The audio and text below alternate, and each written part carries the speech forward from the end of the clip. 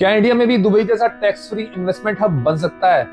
मजे की बात यह है कि ये ऑलरेडी बन रहा है। दोस्तों, आज हम बात कर रहे हैं गिफ्ट सिटी की, इंडिया का पहला इंटरनेशनल फाइनेंशियल हब। और ऑनेस्टली ये टॉपिक थोड़ा सा अलग है, क्योंकि यहाँ पर सिर्फ ग्लैमर या ब्रांडिंग की बात नहीं हो रही। यहाँ असली गेम है पॉलिसी का पावर प्लस रियल एस्टेट का फ्यूचर।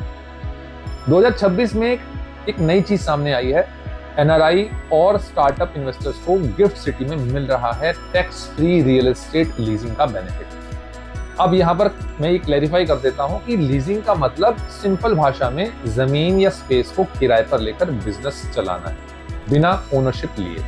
और अगर उस पर टैक्स कम लग रहा है तो इन्वेस्टमेंट ऑटोमेटिकली अट्रैक्टिव हो जाती है। देखिए, मुझे लगता है कि ये मूव इंडिया को इंटरनेशनल फाइनेंस मैप पर और मजबूत करने वाला है, क्योंकि दुनिया में ऐसे जोन्स ऑलरेडी एग्जिस्ट करते हैं, जैसे दुबई आईएफसी, सिंगापुर का मरीना बे बिजनेस डिस्ट्रिक्ट। और अब इंडिया बोल रहा है we are ready for the global capital. देखिए, गिफ्ट सिटी का लैंडस्केप साफ दिख रहा है। बहुत तेजी से इंफ्रास्ट्रक्चर बन रहा है, बड़े बैंक्स हैं, फिनटेक्स और फंड्स आ रहे हैं।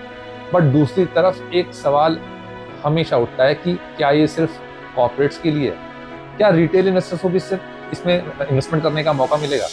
और क्या ये मॉडल दूसरे देश में रेप्लिकेट हो पाएगा?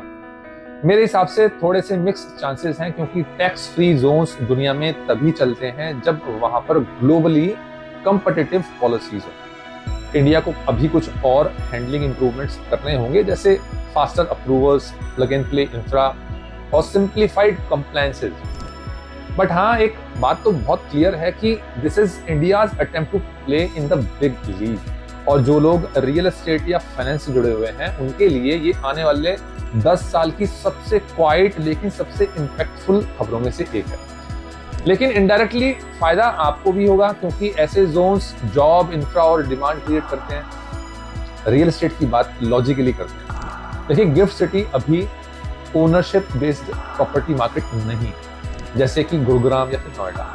ये ज्यादा कमर्शियल लीजिंग इकोसिस्टम है। मतलब यहाँ पर इन्वेस्टर्स को रेंटल इनकम से ज्यादा लॉन्ग टर्म बिजनेस इकोसिस्टम का बेनिफिट मिल सकता है। और मेरा एनालिसिस ये भी कहता है कि ये सेफर और प्रेडिक्टेबल मॉडल है, क्योंकि पॉलिसी ड्रिवन सिटीज में जोखिम जो है वो कम है। Why this is big news? Because this could reshape how India attracts global capital and events.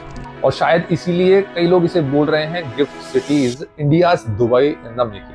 आपका क्या मानना है? क्या गिफ्ट सिटी जो है वो इंडिया का नेक्स्ट बिग लीप है? कमेंट्स में जरूर बताइएगा और देखते रहिए रियल एस्टेट विज्ञान।